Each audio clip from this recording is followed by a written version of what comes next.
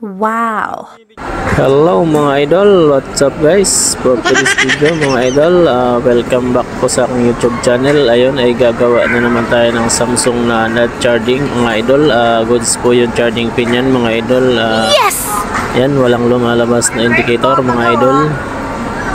Yan, kahit anong charger na gamitin ko mga idol ay wala pong lumalabas na indicator. Yan, mga idol. Pakita ko po sa inyo mga idol kung paano gumawa ng ganitong klaseng problema mga idol. Ayan, try muna natin yung charger natin mga idol sa ibang cellphone. Yan idol, nagcha-charge, ibig sabihin okay yung charger natin mga idol. Wow! Ayan mga idol, try natin ulit sa cellphone nya. At ayan po ay wala pong lumalabas na indicator. Ang problema nito mga idol ay dito po sa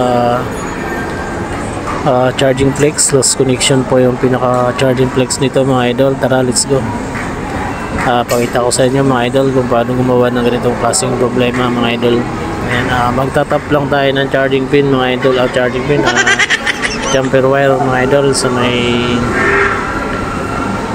pabibas ng positive na charging mga idol. Ayun po yung pinaka basic techniques mga ganitong klaseng sera mga idol kapag hindi nagcha-charge na okay naman yung charging pin mga idol. Bali ikiskisan lang natin mga idol yung pinaka-pinas sa motherboard at saka sa charging flex, sa charging board mga idol. Yun po yung pinaka-unang first step na gagawin natin mga idol. Ayun po yung pinaka-basic din na gawin. Yes!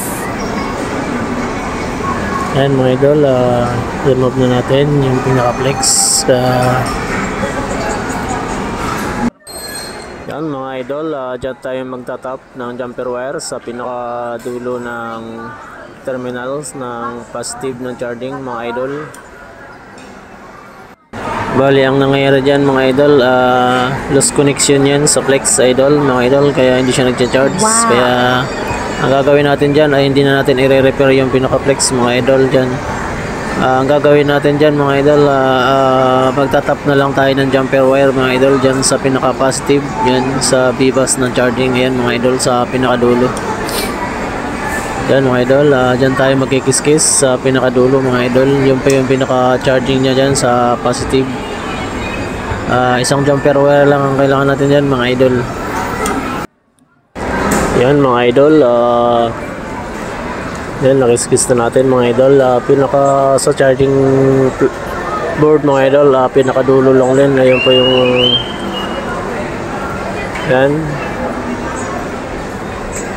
yan mga idol, pinakadulo lang din tayo magkikisis sa baba. Yun po yung positive sa charging mga idol. Yes!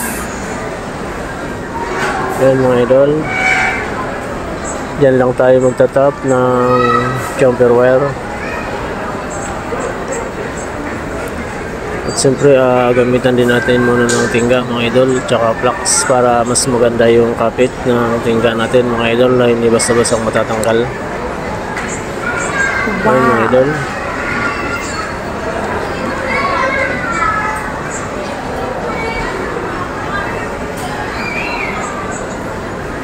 Yan, kailangan ay hindi po sasayad sa ground mga idol. Kailangan sa positive lang talaga siya pwedeng lagyan mga idol. Wow! Yan mga idol, ayan po yung gagamitin natin na jumper wire.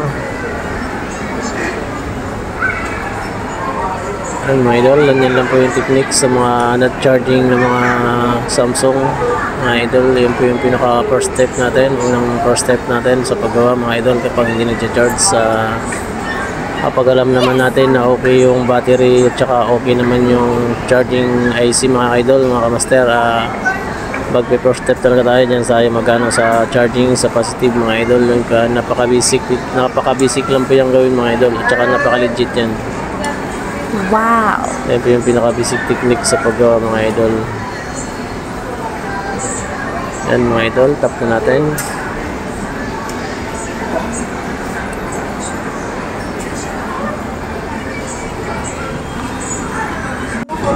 Yan mga idol, lagyan muna natin ng tingga para mas maganda at matanggal yung pinakabalat ng jumper wire natin mga idol. Ayan, tap na natin.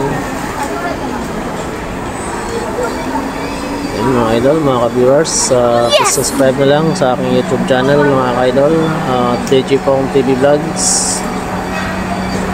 Ayan, thank you pala sa mga nag-subscribe, nag-comment sa ating YouTube channel mga idol.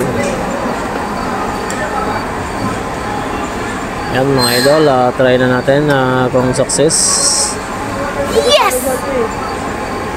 Yan mga idol, isang jumper wire lang pong tinap natin mga idol, sa positive lang sa sa charging mga idol. Yun po yung pinaka unang first step natin mga idol kapag hindi nagcha-charge, kapag alam natin na okay yung charging pin.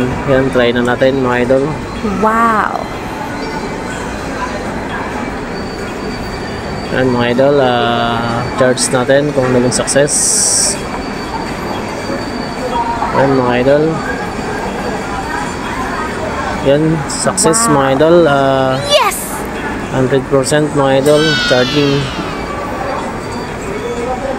Yan mga idol, isang jumper wire lang po yung ginamit natin dyan mga idol, sa positive po yan. Kaya kapag hindi kasi nagcha-charge yung mga ganyang klaseng phone mga idol, problema niyan, lost connection yan sa charging clicks mga idol.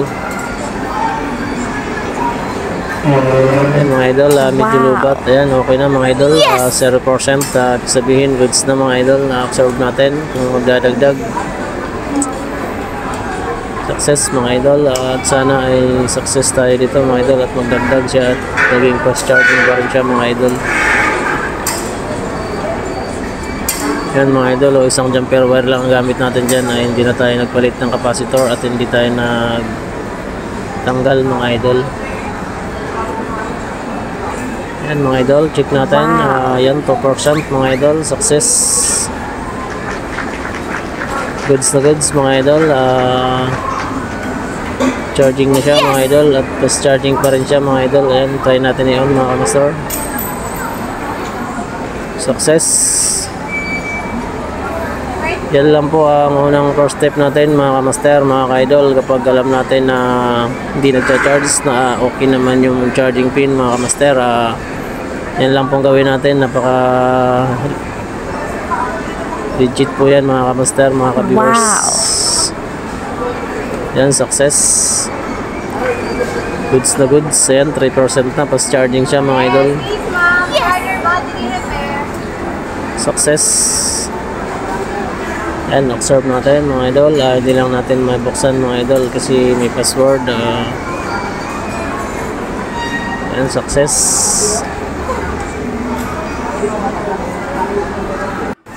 Yan mga idol, mga kamaster, goods na goods.